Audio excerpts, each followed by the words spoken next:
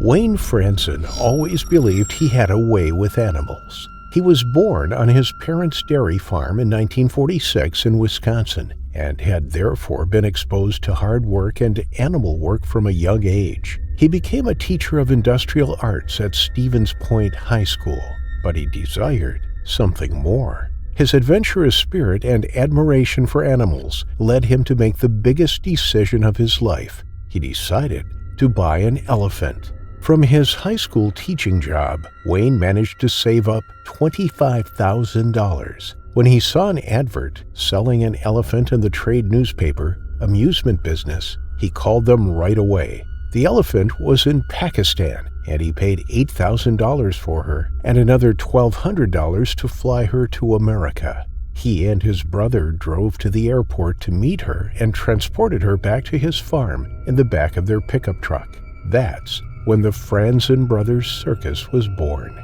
He bought the circus tent from another company that had gone bust after just 2 weeks' performance in the summer, and he welded the animal cages himself. He had never had any training on how to train animals. Instead, he was self-taught. He premiered in 1974 inside his huge circus tent erected on his farm. His performances promised to wow the audience with ferocious felines and other exotic animals, as well as acrobatic performances and comedic sketches from the clowns. At its peak, the circus was a huge success and was considered the fastest-growing circus in the U.S. Wayne and his team performed 250 dates in a year and traveled thousands of miles all across North America. But in the 1990s, there were increasing pressures on circus acts. More and more regulations came into play. Animal welfare was at the forefront of people's minds, and circuses became less popular. Wayne downsized his circus and the staff he employed to cope with the pressures. The cost of keeping the circus going were challenging, and in 1997 he said that if he hadn't lifted the circus from debt by the end of the season, then that would be his last. As it turned out, 1997 was his last season, but for a very different reason. On May 7th of that year, Wayne and his circus were visiting Carrolltown in Pennsylvania. The audience comprised of 200 schoolchildren from St. Benedict Catholic School and their families, as well as 400 locals, all excited to see the famous show. Wayne was not only the circus owner, but also the main attraction when he commanded powerful Bengal tigers in front of an awe-inspired crowd. Although there were plenty of other exotic animals such as elephants and camels, the tigers were always a crowd pleaser. He would ride on the backs of the tigers, his legs on either side of them. He would instruct them to jump up onto a large ball and balance there, much to the audience's approval. Visitors could see the power and majesty of the striped big cats up close, just feet from where they sat. On that fateful day in May, however, Wayne donned a brand new sparkling costume to perform with his tigers. It was a last-minute change, something that hadn't been included in the rehearsals, and something his 6-year-old male Bengal tiger Luca hadn't seen before. As Wayne began his routine, his son Brian watched on from outside the cage. Inside the bars were 3 tigers, all with their eyes trained on Wayne as he began the routine. Just moments into the performance, Wayne turned his back on the tigers, and something was triggered in Luca. Without warning, the 6-year-old male lunged at his trainer. Perhaps the loud applause from the crowd or the light shimmering off Wayne's new costume startled him. Whatever caused him to act out of character, he leapt up at the 50-year-old and latched on. Wayne felt the weight of the big cat as it grasped onto his back. He closed his powerful jaws around Wayne's neck, ripping into muscle and bone. Wayne could feel the crunch of the canines as they hit his spine. The tiger held on with his muscular forelimbs, securing Wayne with his sharp claws and knocking him to the ground. Underneath the big cat, Wayne desperately tried to pry open its jaws. He grimaced and gasped for breath, but he was at the mercy of the animal. After years of neglect and daily beatings, the tiger was finally taking control. Wayne no longer had any power over the animal and lay on the ground, kicking furiously with his legs to try and break free. The 400-pound, 180-kilogram tiger had him pinned to the floor, and Wayne was struggling to breathe. With a bite force of around 1,000 psi, Luca wasn't letting go anytime soon. Wayne tried to poke the tiger in the eyes and punch it on the nose, but he struggled to reach it behind his head. He knew he was in trouble. The dangers of working with wild animals had finally caught up with him. In an instant, Wayne's son Brian unlatched the metal door and jumped into the ring. He ran at the tiger and began beating it with his stick. It was the only form of defense he had. But as he brought the wooden bar down across the tiger's back, the tiger didn't flinch. Instead, it dragged Wayne around the arena by his neck, refusing to let go. Blood poured from the open wounds and spattered across the floor, leaving a trail where he was dragged along. Wayne was now limp in the tiger's jaws. He had stopped fighting. He no longer kicked and thrashed his legs in a desperate attempt to get free. Finally, the tiger released its master and slunk off to the far side of the arena. The children in the audience screamed, whilst their parents tried to shield their eyes. An announcement came over the loudspeaker for all members of the audience to leave quietly and in an orderly fashion. The voice on the loudspeaker was broken and choked with emotion. They had just witnessed the death of the great Wayne Franzen right before their eyes. What had begun as an exciting evening, which had promised unrivaled entertainment, had ended in disaster. The children were taken back to their school where they were treated for shock and offered counseling. Brian rushed to Wayne's side, and Patty Frederick, a nurse who happened to be in the audience at the time, also ran to help the trainer, but he had lost too much blood and had succumbed to the attack. There was no bringing him back. For 24 years, Wayne had performed the circus across the United States. It was once billed as America's favorite show, but despite the tragic loss of his father, Brian realized that the show must go on. They had a performance scheduled for the very next day, and whilst Brian canceled the afternoon show, he went ahead with the evening one, this time without the Tiger Act. He needed to keep the circus going as they needed the money to pay for its huge costs.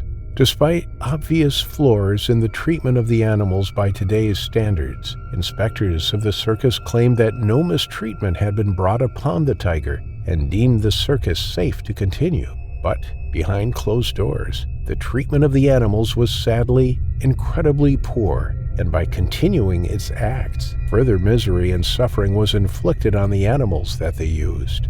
Over the years, the USDA brought concerns against the circus as they failed to provide adequate veterinary treatment for the animals, failed to provide sanitary living quarters for them, failed to provide sufficient nutritional requirements, and failed to maintain transport trailers to a satisfactory standard. In fact, Brian was convicted of animal cruelty, and yet the circus was still allowed to go. Witnesses observed elephants being beaten with metal bull hooks and chained to the inside of trailers. Emaciated ponies were found inside one trailer and confiscated from the company altogether. At one location, the tigers weren't provided with any shelter or exposed to the rain and made to lie in their cages, which were soaking wet. Their cages were also so small that they could not stretch out or stand up. If animals are kept in these conditions, then it is no wonder why they may strike out. They are forced to perform their tricks out of fear. During training, regular beatings take place. Tigers have ropes tied around their necks, which are tightened to induce choking if they disobey their trainer. Forcing an animal to perform mind-numbing tricks day in and day out, without providing them with the mental and physical stimulation they require, is only asking for trouble. And trouble is what Wayne eventually found after meeting his terrifying final affliction. The Zhao family had been looking forward to this all week. Bao and Mei were married for over 5 years, and a little over a year ago they welcomed their daughter into the world. Jia was the apple of her parents' eye, and the little girl shared the attention from her parents with her maternal grandparents. Mei's parents lived close by, and since her husband and father was often busy with work, May's mother, An, spent weekends with the couple. An and her granddaughter were inseparable, and May did not mind that her mother split her time equally between her own home and the Zhao family's apartment. She was such a great help with the little Jia, and went above and beyond to make the family's lives as easy as possible, with cooking and keeping up with the housework while the young parents worked. So when they booked a family trip to the Beijing Zoo, May just automatically bought a ticket for her mother too. The grandmother was thrilled at the invitation. She'd never been to the iconic site either. The Beijing Zoo is one of the biggest in the world, housing an incredibly wide range of animals: pandas, lions, elephants, wild African bucks, lizards, and the fan favorite, Monkey Hill, where there are over 100 rhesus monkeys swinging from the trees. You name it, the Beijing Zoo has it.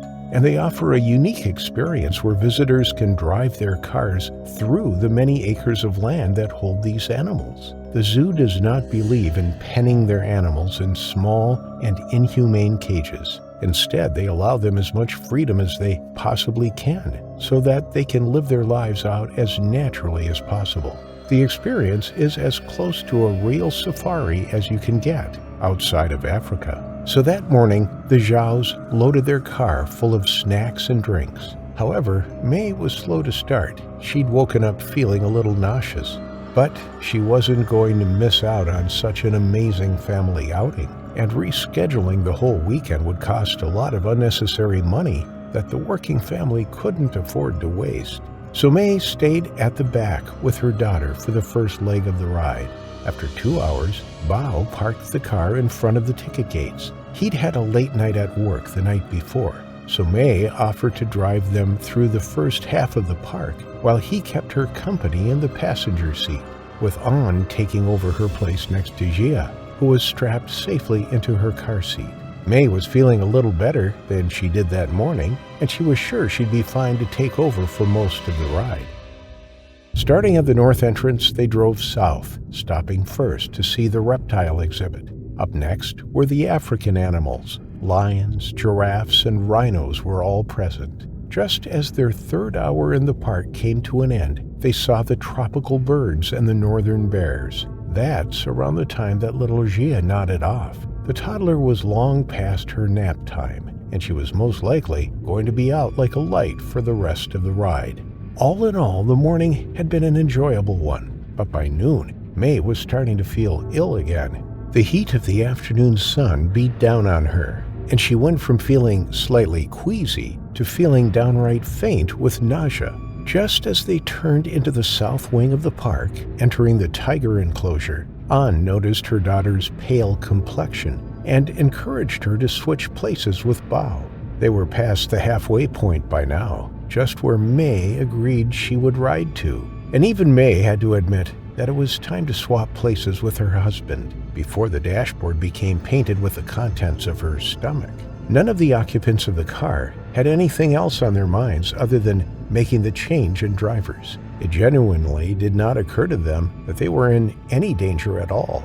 Up until this point, all of the animals had been behind sturdy fences or in cages. But in reality, the tiger exhibit and Monkey Hill were the two most popular attractions for a very specific reason. You could drive your car right into the wild animals' enclosures, with only the walls of your metallic vehicle around you for protection. All of the animals were fed on a strict schedule, so they were never hungry enough to pose a serious threat, and armored vehicles were parked with armed personnel inside every few meters or so, as an extra precaution. None of the three adults in the car had even seen any stirrings of life in the exhibit just yet. They had driven only a few feet into it before Mel put the car into park.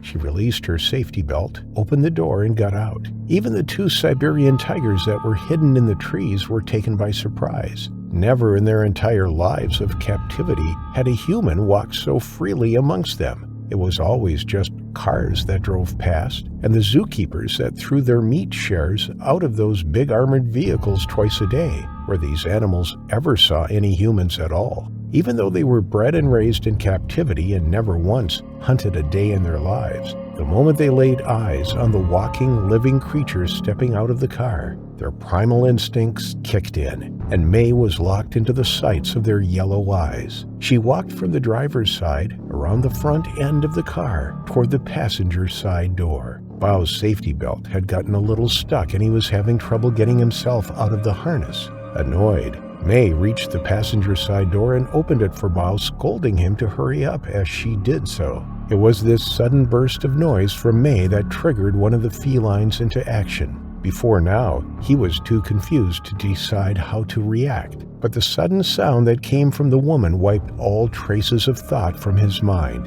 It turned into every ounce of the wild hunter that it was born to be. Racing out of the trees toward the woman's back, Bao saw the tiger first. He uttered a scream, and May turned to what he was looking at behind her, just in time to see the striped black and orange cat speeding toward her. It was so quick that May didn't have any time to react before the beast sank its teeth into her thigh. She did not immediately feel any pain, but she could feel the pressure of its jaws clamping down on her leg and hear the sickening sound of her flesh ripping to shreds between those razor-sharp teeth as it dragged her off her feet. The hunter didn't try to finish May off there. It was smart enough to start dragging her off to the safety of the trees. When it started pulling her, May finally felt the agonizing pain of her muscle being torn from the bone. Screaming and flailing, her struggles made no impact on the swiftly moving beast that had her in its grip. But Bao, suddenly free from his seatbelt, bounded out of the car to the defense of his wife. An, from the back seat, reacted in the same way. When she saw the tiger coming from the trees, she was no longer an old woman. Adrenaline and love drove her from the car, turning her into a woman 30 years younger. She ran after her son-in-law and her screaming daughter. Neither Bao nor An had any idea what they would do when they reached the predator. They only knew that they would fight with every ounce of their being to get May out of there. The tiger that had May in its jaws must have realized this, because he took one look at the pair running toward him and the armored car already speeding toward the tree line, and knew that it was outnumbered. It unclenched its jaws, leaving May bleeding on the ground, and took off toward the depths of the trees. But the danger was far from over. A second tiger, a female, was hidden behind some bushes, but she had taken a little more time to assess the situation. She had mere seconds to react if she was going to get a kill away from this site before the men in the military vehicle made it the last few meters to the group.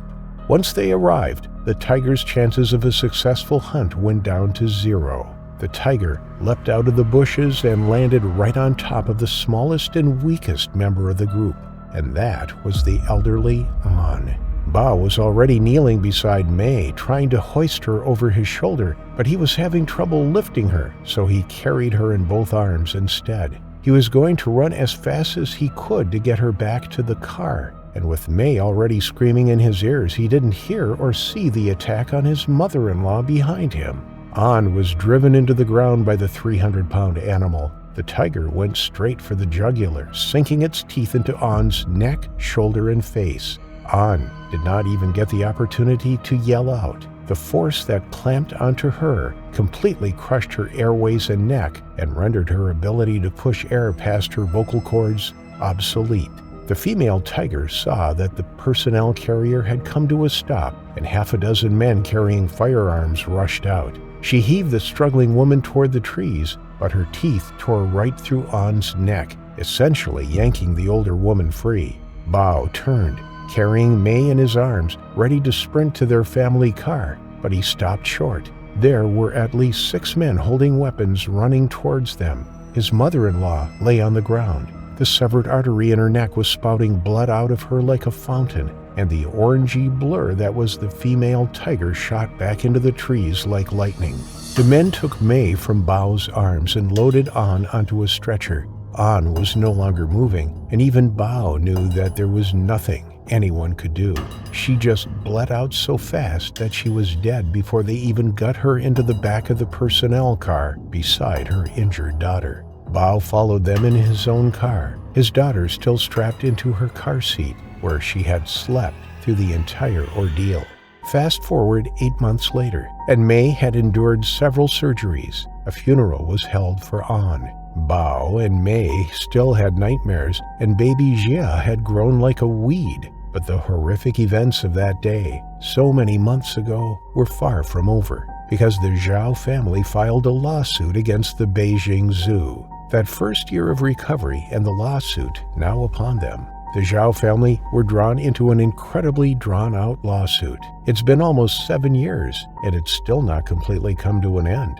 The courts did eventually decide that the zoo had sufficient warning signs set up, and that their armed personnel's quick response was the reason that the entire family did not die on that horrible day. But the Beijing Zoo still had a lot to answer for. In the 3 years that preceded the death of An and the permanent disability that May now has to live with, there were 2 other deadly attacks at the zoo. Both were staff members, and one of the deaths occurred in the very tiger enclosure where An lost her life.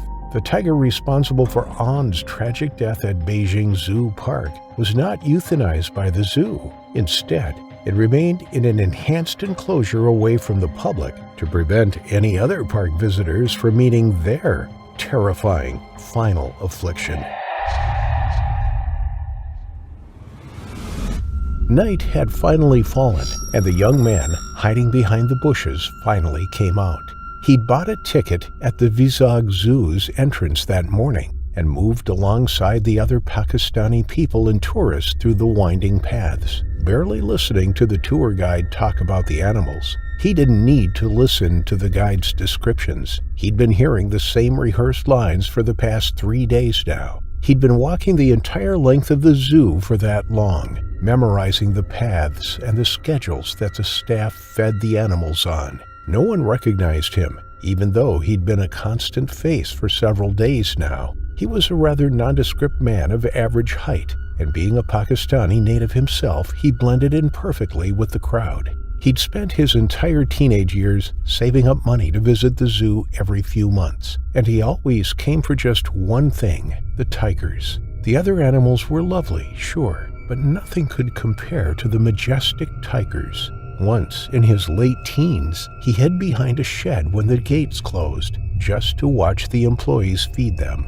He was terribly disappointed to see that they only got chunks of meat and no live animals to hunt, like they would do in nature. That was also when he realized just how small the enclosures were in comparison to the wide outdoors where they belonged. It gnawed at his consciousness day and night that those fierce hunters were kept confined to such tiny, inhumane cages. He decided then that he'd come back one day and free them all. And in the last 3 days that he'd spent walking the grounds, only the tigers recognized him. Their eyes followed him every time he came into their vicinity. He was certain that the cats knew that he was here to save them. They understood, just like he did, that they belonged in the wild. But these were just the ramblings of an insane man who happened to be entranced by tigers. He could have obsessed over hygiene, a TV show, or even another person, but somehow his mind honed in on the tigers kept at the Vizag Zoo instead. His crazed thoughts convinced him that the focus of his madness, the tigers, were being mistreated, underfed, and caged in claustrophobic surroundings. None of this was true at all, but reality does not mean much to a man in the throes of a schizophrenic episode. He was right about one thing. The zoo's employees did not notice the stranger that kept coming back every day. It was December, one of the busiest tourist seasons in the country, and the zookeepers were seeing hundreds of people going through the gates every day. No one ever paid the man any mind. When the crowd started thinning as 5 p.m. approached and the gates were about to close, the nameless man slipped behind some bushes that were nestled between the tiger and cheetah enclosures. Perfectly camouflaged, the man waited and watched. At 5:30, staff started at the entrance, feeding aquatic animals like hippos and alligators. Then they moved up to the herbivores, the bucks, elephants, giraffes, and such. Next were the monkeys, birds, snakes, and reptiles. It took them 2 hours before they reached the carnivores, lions, cheetahs, hyenas, and of course, the Bengal tigers. The animals knew the feeding schedule well, and they were all pacing the front of their enclosures impatiently. Beside the man, the tigers rumbled and mewled with anticipation, and he slunk deeper into the shadows when the staff drew near. Once it got dark and the park was empty, he was planning on scaling the high fence. And once he was inside, he would open the gates and simply walk out alongside the tigers, setting them and his nagging conscience free. The wait was the worst part. His heart was pumping in his throat, and he counted down the seconds. Staff members came by and fed every animal on the grounds. They took their time, chatting with one another and with the animals themselves. But finally, they left too. But still the man waited. He needed it to be completely dark. Security guards made their rounds every 2 hours, and he needed to make sure that he acted the second they made their first walkthrough. Only then would he have the most time possible and the complete cover of darkness. When they passed out of sight, he sprang into action, moving to a set of stairs behind the den. As he scaled the stairs, the creature's luminescent eyes followed the man. They'd been aware of him lying next to their enclosure all day, but even so, his sudden burst of movement caught them off guard. For now, they did not move from where they were lying. They'd just eaten, and big cats usually sleep after a meal. But this was an unusual set of circumstances, and they were curious, yet cautious enough to see it play out. They'd never hunted in the wild, nor had humans ever come inside their living spaces without them being under sedation. Their lack of experience and the fact that their lives were constantly surrounded by humans overrode their natural proclivity to devour any living thing that was close to them. For now.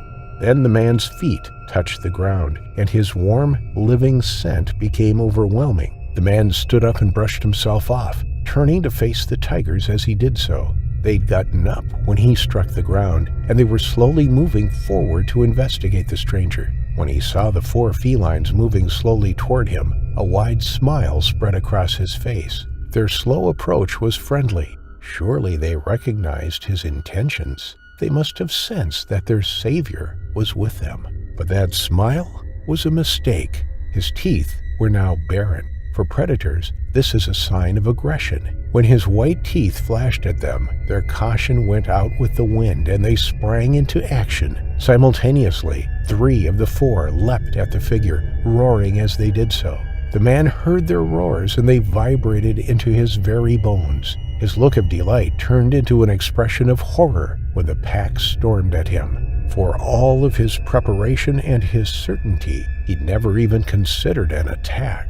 For the first time since he was a tiger-obsessed child, did the possibility that he could die enter his mind. But there was no time to contemplate what was about to happen. The biggest, fastest male of the bunch was on top of him. It was half a ton of pure speed and muscle. Just the force that the animal hit him with instantly shattered his ribs and one of his collarbones. There was no time for the pain to register, because the tiger bit into the space between his shoulder and neck before he even struck the ground. The man and the beast skidded across the habitat's floor, leaving a groove 5 feet long into the moist earth in their wake. The man's windpipe was crushed, and his chest was flattened by the weight on it. There was no way to scream out in pain from the burning in his chest, neck, and shoulder. He grabbed onto the only thing in front of him, the orange and black fur of the tiger that was on top of him. The animal gave his prey one powerful shake so aggressively that it severed the human's spine from his skull and ripped his jugular completely open, leaving only shreds of flesh and spewing blood that coated the hunter's face. When the other 2 tigers reached the scene and the 4th at the back came running toward them too, it was all over. The man who would forever remain nameless was dead, and they took turns to taste the strange creature that lay dead and unmoving in front of them. The next time that the security guards came by, the den was quiet, and it was too dark to see the body lying among the shrubs and grasses.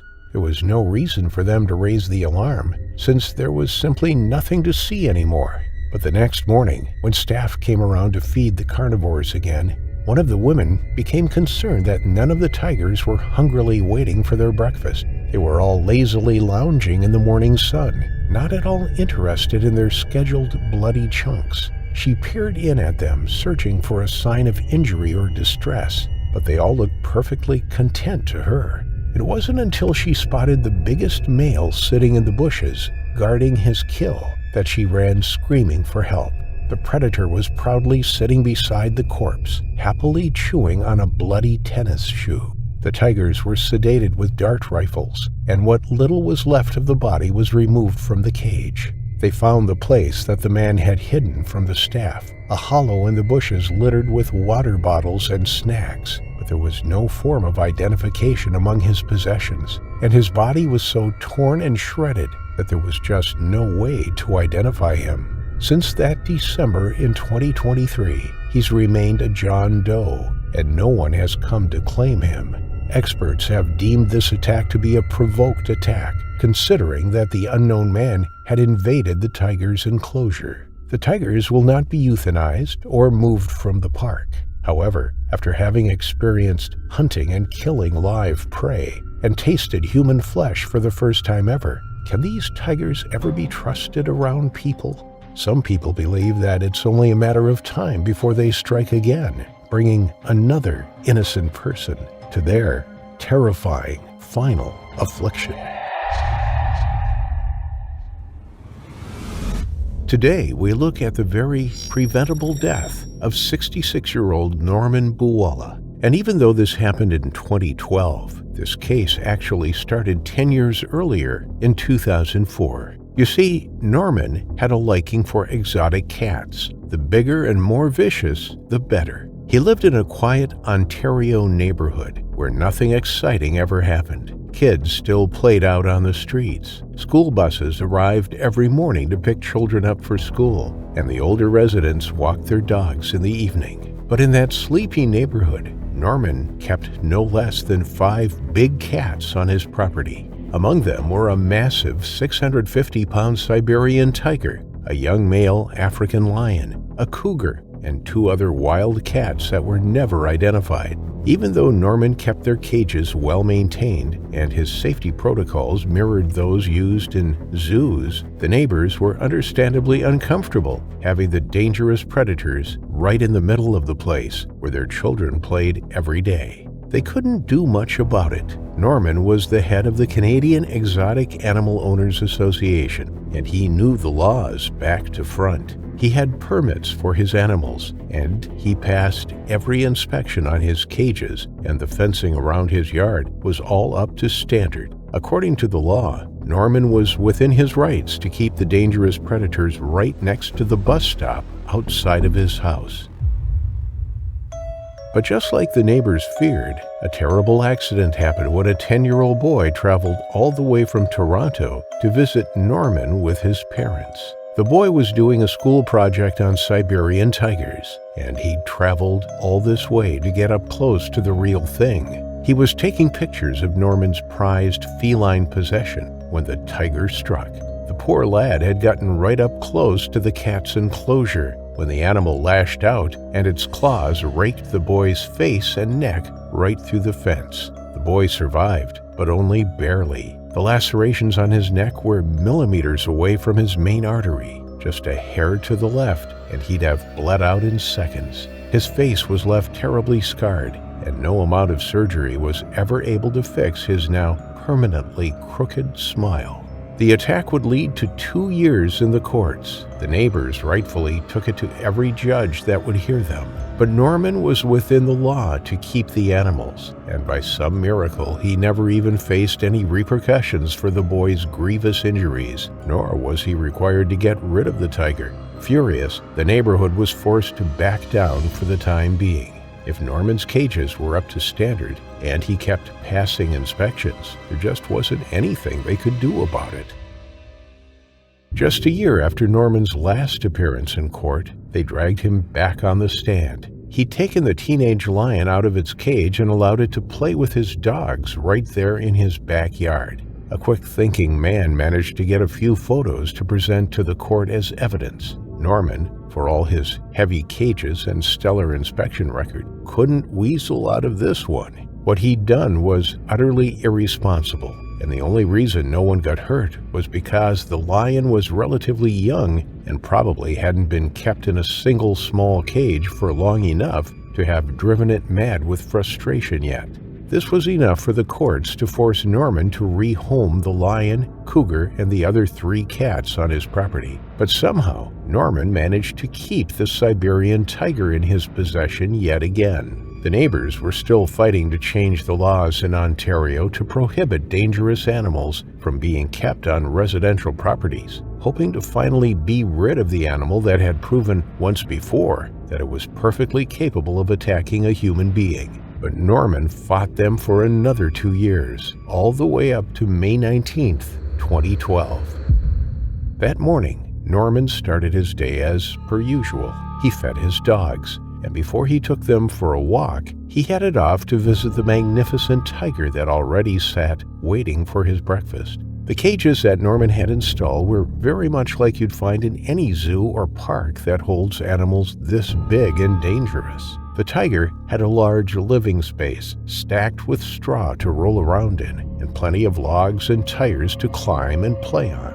But off to the side was another smaller cage, connected to the larger one by a collapsible gate. The point of this smaller cage was to lure the animal in with food. It closed behind the tiger while it ate, leaving Norman free to clean its living space and to do maintenance. Now, if this were a zoo, the tiger would have been fed in that side holding, regardless of whether it was a cleaning day or not. No handler is allowed to feed an animal by hand or just freely walk into the cage with the creature, no matter how big or small they are. But just like with his lion, Norman wasn't all too fussed about protocol. He'd convinced himself that the tiger was tame, just like he believed the lion was when he allowed it to run around his yard. So holding a bowl full of raw elk meat, he walked into the cage, latched the door behind him, and placed the bowl in front of the hungry tiger. But then he did what no man should ever do in the presence of a predatory cat. On his way out, he turned his back on the creature. Even with the food in front of it, it just couldn't resist its natural instinct to go for the warm, living prey instead. The attack would have been quick. Norman, with no place to run, already on the older side at 66 years old, just didn't stand a chance. When the animal bit into Norman's neck, it didn't just tear out his throat, it nearly decapitated him.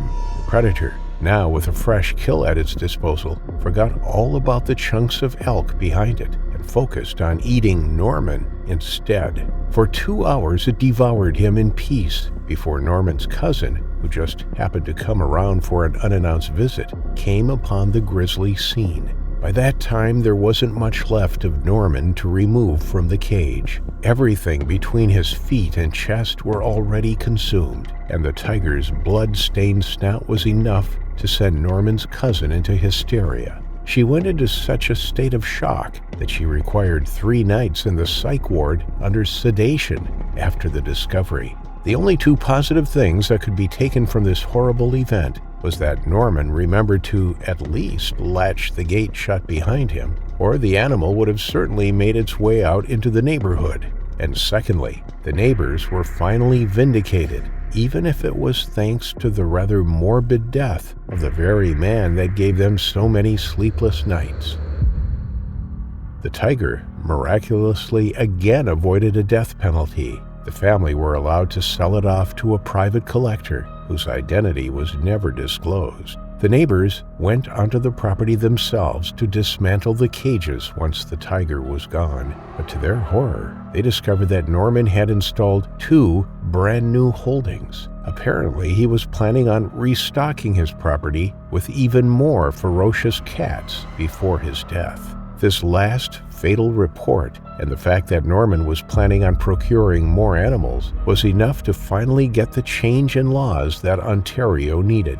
That's not to say that private owners can't keep vicious animals on their properties anymore, but they can't be kept in residential areas, and the procedures to obtain licensing to keep them have become so strict that it's almost too much of a hassle to even bother to try getting approved. On this channel, we never celebrate the death of another human being, no matter how irresponsible they were. But at least some good came out of the horrible ordeal. No lions, tigers, bears, or even venomous snakes can pose a threat to the residents of Ontario ever again, and will never bring another person like Norman Buwalda to their terrifying final affliction.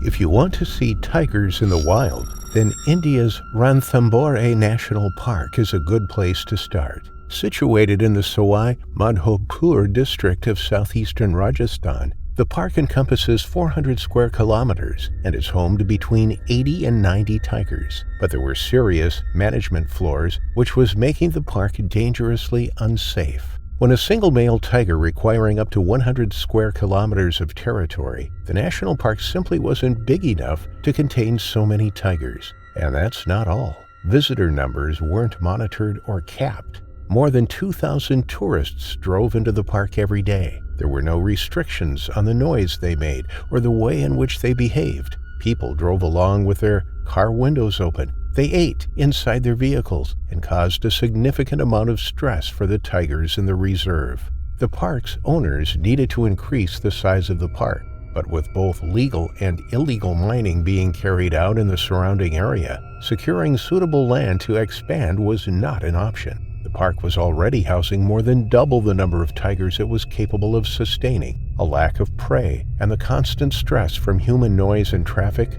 was leading to disaster. Nobody could blame the tigers when they began to act out. They were becoming unusually aggressive towards humans. In 2010, a tiger, known to the park rangers simply as T-24, but affectionately named Ustad for his free spirit, was desperate for food. Driven towards human settlements by the promise of easy prey in the form of farm animals, Ustad stalked closer. In the golden glow of the dawn light, it moved towards the buildings. Its scent was picked up by a small flock of goats penned in a shed for the night. They shuffled uneasily on their feet, aware that something was out there. Just then it heard a noise. It was a thud, thud, thud. The tiger turned its head. There, on a hill, was a lone man. It was 22-year-old Gamandi Saini. He had left his house at 5 a.m. after an argument with his wife. He grabbed an axe on his way out and marched towards the forested reserve. As he began cutting a tree down, the sound of the axe striking the wood carried on the air. T-24, who was out on the hunt that morning, was drawn to the noise. Moments later, it had struck the young man and mauled him to death. That was the first taste of human flesh for that tiger, but it was not the last. In the very same month, the same tiger struck again. A second villager fell victim to the jaws of the notorious Ustad. Born in 2005, Ustad was now considered the dominant male in the park. His activities largely went unchallenged by other males. He was devoted to his female, a tigress named Noor, but he was notably different from the other tigers. He was bold. He would often make a kill, then drag the dead deer out onto the highway to consume it in full view of an awe-inspired crowd of visitors. Other behaviors were more worrying. Whilst most tigers would move out of the way when humans approached, Ustad would not. He deliberately stood his ground, not moving from the path he was on as humans came close. He did not fear people, and that made him incredibly dangerous. 2 years later, in March 2012, a 19-year-old man, Ashfaq Ahmed, was also killed by the same tiger. He was learning that humans were easy targets. Only 7 months later, in October 2012, Ustad struck again. This time it was an employee of the park, Gisu Singh. He was the sole provider for his family. One of his 3 sons was paralyzed and terminally ill, whilst the other 2 were pursuing their education. His elderly father was incapable of working at 80 years old, and his wife ran the home. Working for the national park gave him the financial security he needed, but it all ended in disaster. He was an assistant forester and was walking between 2 groups of laborers who were repairing a road when a tiger suddenly pounced on him. It was a direct hit. The tiger secured his neck in its jaws, and the father of 3 was dead within seconds. His body was dragged into the bushes where it was later discovered.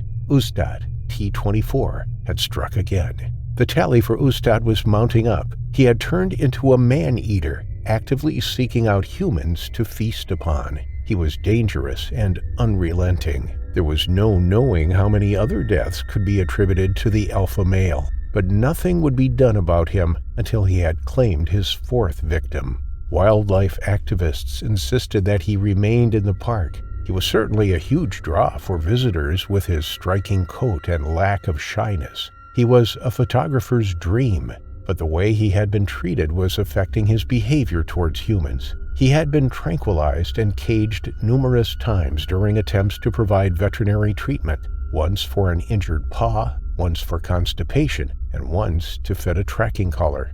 Furthermore, 8 tigers had been captured from his family group and relocated to other sanctuaries across India. His family's social structure was repeatedly broken down. Each and every time he was disturbed, humans were to blame. Those who supported T-24's right to remain in the park highlighted many occasions where he had not been a threat to people. A classic photo shows Ustad walking nonchalantly past a group of women carrying water through the park. Others noted that the tiger had never attacked anyone outside his territory. It was only when people ventured into his domain that some fell victim to his powerful jaws. And yet more people pointed out the fact that the path to the Ganesha temple situated inside the park was frequented by hundreds of people and cut right through Ustad's territory, and yet he had never attacked anyone along that route. Reluctantly, park officials allowed Ustad to remain, and so his killing spree continued. This time it was 56-year-old Rampal Saini. As a veteran forest guard, Rampal was tasked with regular tracking activities. He patrolled the perimeter of the reserve, checking for signs of damage to the fencing, keeping an eye out for poachers or trespassers. His primary responsibility was the care of the animals in the reserve and the locals who used it and lived within its borders. Rampal was a fearless guard. He knew the dangers of working in close proximity to tigers, but he felt it was his duty. He understood their nature, but even he was becoming wary of Ustad's behavior. He relayed his fears to his family, raising his concerns that the famous tiger had turned into a man-eater, but that didn't stop Rampal from continuing his work. On May 8, 2015, as dusk was setting in and light was fading, Rampal thought he spotted some movement in the bushes. It was near the path that locals took to walk to the Ganesha temple inside the park to pray. Rampal knew better than to be out after dark, but it was his duty to protect the park users from harm. Suspecting that it may have been Ustad, he went to investigate. He couldn't see any sign of the tiger, and so he walked back towards the post he was stationed to at the main entrance to the park. It was less than 100 yards away. He could see it just beyond the bushes, but there was something hiding in the undergrowth. His intuition had been right. Unbeknown to Rampal, his last 10 minutes of the patrol had been carefully watched. The glassy eyes of a killer had been upon him the whole time, watching his every move. It was Ustad, and he remained silent, his patterned fur concealing him amongst the shrubs and bushes. As Rampal walked closer to the main gate and the relative safety of his guardhouse, the tiger crept along the ground, its underbelly scraping the forest floor. But seconds later, Rampal stopped and turned around. The tiger stopped in its tracks, waiting silently just feet from the man. Rampal felt the urge to relieve himself before settling into the guardhouse for the night. He turned and urinated into a bush, the same bush Ustad was hiding in. Barely a second later, the tiger launched itself at the unsuspecting guard. Rampal was knocked off his feet. He only saw a flash of orange, black, and white before the tiger closed its jaws around his windpipe. Rampal was suffocating. He knew his time was up, and he died moments later. 2 others heard the commotion and turned just in time to see Rampal being dragged away, his body limp in the jaws of the tiger. They shouted and screamed at the animal to drop him. They picked up rocks and stones and hurled them through the air and rushed towards the undergrowth. An eerie silence filled the air. They scoured the undergrowth for their colleague. Their hearts were thundering in their chests. T-24 was still out there. He was likely watching them right now from just feet away, but he had a masterful disguise. He was practically undetectable in the dense forest habitat. The 2 guards followed a path of flattened vegetation which led them into the trees. There, they found Rampal's limp and lifeless body. They rushed to it and quickly lifted him up and carried him back to the entrance. A helicopter was scrambled to the area, and Rampal airlifted to a hospital in Sawai Madhopur. But it was too late. He was pronounced dead on arrival. Ustad had claimed yet another victim. When would his reign of terror end? As news spread of yet another fatality, officials thought that it was another tiger responsible for his death. They believed that Ustad's son, T-72, was responsible, but DNA evidence found that it was Ustad himself. Something had to be done about him, as he was growing increasingly dangerous and unpredictable. Wildlife activists and conservationists once again protested, insisting that Ustad should remain in the reserve. But locals had had enough. Ustad had claimed the lives of 5 people in the previous few years alone. There was no knowing how many more he would take. He had to be removed. Operation Ustad was a top-secret mission. Not even the forest minister Raj Kumar Renoir knew about it. Park rangers moved into Ustad's position. He and his tigress were tucking into a samba deer kill. An hour later, following a successful shot with a tranquilizer, Ustad was unconscious. He was loaded into the back of a truck, his cage surrounded by ice to keep him cool, and he was driven out of the reserve. His destination was Sajangar Biological Park, a zoo in Udaipur. It took them 11 hours to cover the 500-kilometer journey. When they arrived, Ustad was released from the cage into his new enclosure, a half-acre paddock. His 9-year reign as king of Ranthambore National Park was over. Rampal Saini was the last to meet his terrifying final affliction. In mid-2022, a man-eater was beginning to strike in and around the Corbett Tiger Reserve in India's Uttarakhand. The reserve has the highest population of Royal Bengal tigers in any of India's reserves, but now one of them had gone rogue. Nobody was safe. It had learned that humans were easy prey, but it didn't take advantage of some of our true vulnerabilities. A lone person walking through the forest or along a remote track would definitely be considered an easy target for the world's largest cat. But this tiger had a thirst for people zooming past on motorbikes. Perhaps the characteristic sound of a motorbike engine lured the tiger from the dense undergrowth and alerted it to the presence of humans. Perhaps it knew humans would be less alert driving along a highway than walking alone in the forest. Whatever the reason, the attacks on motorists began to stack up. On June 15th, a motorcyclist was plucked from his bike as he sped along an open road running alongside the reserve. He had been riding alone, and when he never returned home, his family grew worried. His upturned motorbike was discovered along the edge of the road, and a trail of flattened vegetation led investigators to his partially eaten body. Then, just 2 days later, on June 17th, 2 forest officials who were riding a bike were attacked. They were knocked to the ground by a pouncing tiger. Whilst one managed to flee, the other was killed and dragged off into the forest for the tiger to feast upon. The tiger had tasted human blood and was eager for more. But with so many locals living in and around the tiger reserve, many of them had no choice but to pass along the roads, right through tiger habitat. They risked their lives every day just going about their everyday business. And it wasn't just the adults going off to work or family engagements. There were schools located in the vicinity too.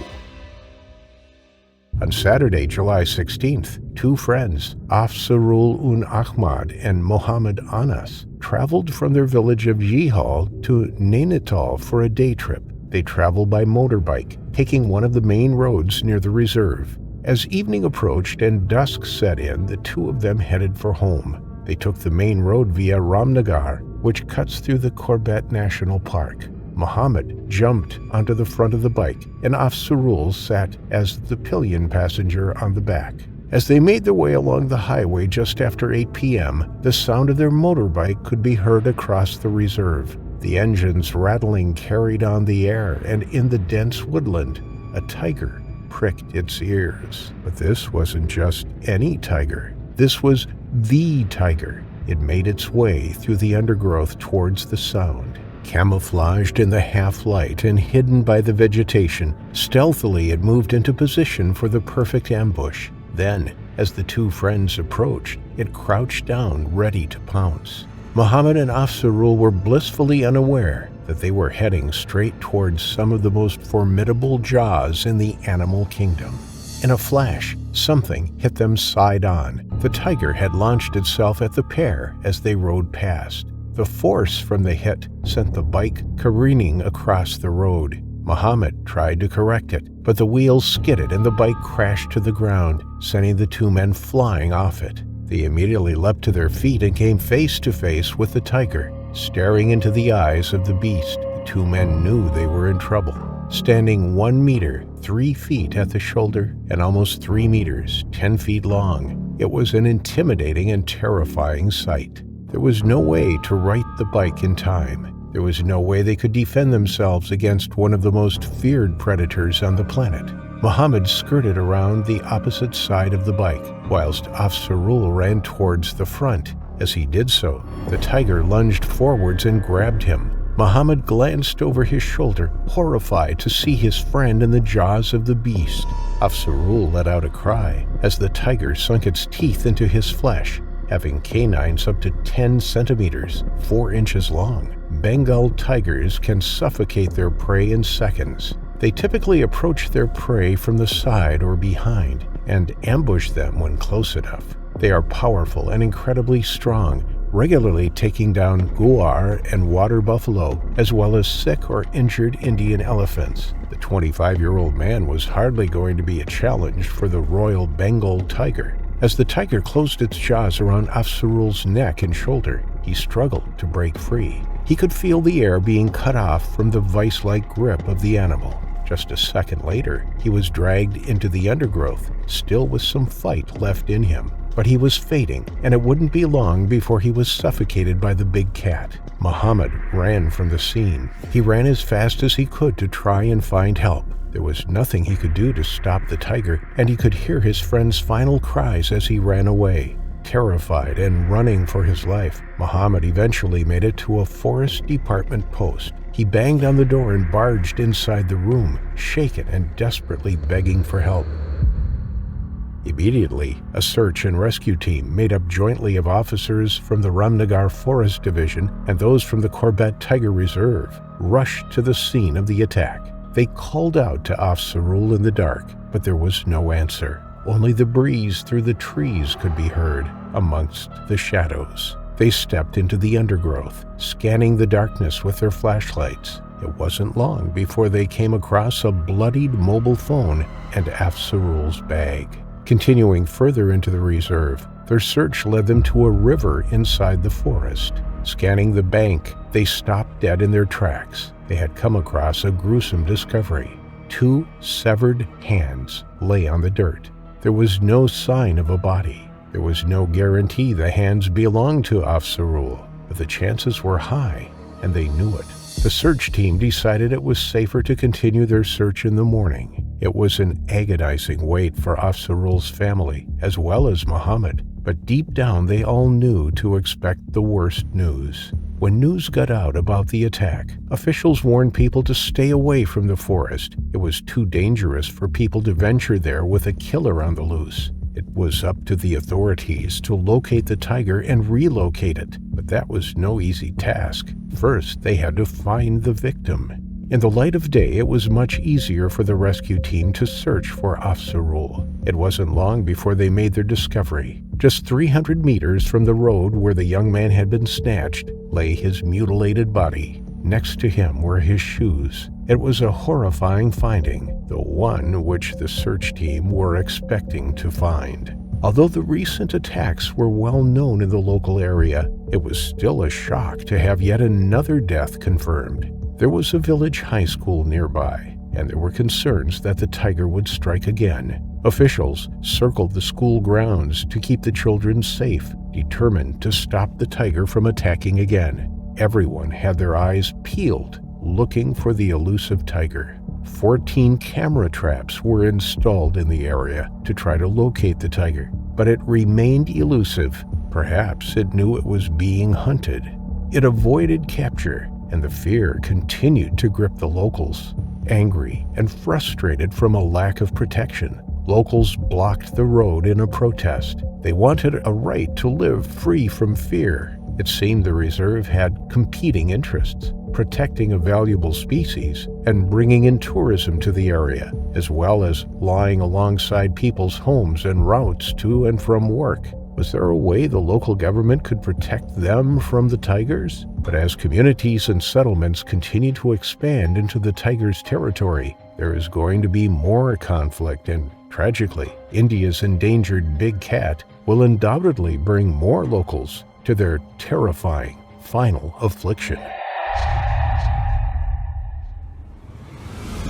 The island of Sumatra is the only place where the endangered Sumatran tigers managed to hang on for dear life. There are less than 400 left in the wild, unlike their cousins, the Bali and Javan tigers that have already died out completely. Sumatra is doing all they can to keep them safe, but this is proving to be an uphill battle. Between the 60 million inhabitants of the country and the ever-expanding cities and farmlands, their living space is getting less and less. Inevitably, humans and wild animals can't avoid running into each other from time to time. The difference between Sumatran tigers and the more famous Siberian tiger is mostly their size. Siberians clock in at over 600 pounds, sometimes more. But the Sumatran tiger reaches between 400 and 500 pounds. But make no mistake, the slight difference in size doesn't make the Sumatran any less dangerous. And now, even in 2024, we're hearing of more and more attacks from these already terribly endangered creatures. Most of them happen on the outskirts of the jungle or on farmlands. There is nowhere else for them to hide, so where are they supposed to go? That brings us to May of 2024, when the morning dawned and the farm workers began to move out into the fields. On this acacia plantation, situated in the Riau district, it was weeding day. Workers went out in their protective masks with tanks strapped on their backs, laying down a poisonous weed-killing spray to keep the precious acacia trees safe. This plantation lies almost entirely in conservation land, set out specifically to protect the tiger's habitat. When large swatches were set out years ago, these farms already existed, and that's why they fall into conservation land to this day. These acacia plantations are so thickly grown that they resemble the jungle enough to attract animals taking shelter in the night. Finding a monkey, a peacock, or even a rare visit from a sun bear isn't all that unusual, and most people know the laws, and they and the animals usually stay out of each other's way. The day is for the humans, and the nights are for the animals, an agreement that is mostly kept peacefully between the two groups. The three men that set out had all been working on the plantation for 5 years or more. They were out just as the sun began to peek over the horizon, and the bats were still getting settled for their day's sleep, chittering off in the distance, their sounds joining the birds that were beginning to wake up to seize the daylight. Splitting off in separate directions to cover more ground, the men set off just as the animals were starting to scuttle back into the deeper jungle. The mist from the poisonous spray was irritating their sensitive noses. The noise from the pumps and the men themselves were not like those in the deep forests, making them even more nervous, but none more so than the aforementioned Sumatran tiger that had taken shelter in the crevice of a particularly big tree's roots on the far right side of the field. It slunk back deeper into its hidey hole when it heard the footsteps crunching over the leaves coming closer and closer. But unfortunately, the 26-year-old worker was rather good at his job, not missing a single tree as he moved between the rows. The tiger shrank back as far as he could go under those roots, leaving only its face barely visible from the hollow it had dug for itself the night before and the leaves and roots that added extra camouflage. When our young farm worker came by, he didn't even notice the striped orange face peering out from ground level when his hose went by. The already nervous tiger would have probably stayed right where it was until the strange human passed it, leaving the young man none the wiser that there was such a fearsome predator lying hidden just a foot away from his work boot. But that was not the case. Instead, that spray nozzle passed right over that tree's root system, giving the tiger a face full of pesticide right into its nose and eyes. The reaction was immediate. Snarling in pain and anger, it sprang from the hollow like lightning, pouncing straight onto the man in front of it. The spray had nearly blinded it, but the man was standing so close and directly in front of the animal that it just couldn't have missed, even without its eyes to detect him. When that orange blur streaked out from the ground, the man was completely caught off guard. He raised his arm instinctively in front of his face. The tiger's teeth grabbed onto his right hand, and the almost 300 pounds of beast slammed him to the ground, nearly tearing the hand away from the wrist socket when they skidded several feet on the ground, leaving a deep groove in the earth. Screaming hysterically, the man attempted to grab the tiger's head to shove it off, but it was no use. His hand was shattered, and he was already on the ground. All he managed to do was to spray the tiger's fur in a shower of blood from the profusely spurting wound on his wrist and hand. The next instant, his screams for help were cut short. The tiger had him by the throat in its death grip. All sound and air ceased to move through the man's airway. All he could do was struggle and claw at the beast on top of him.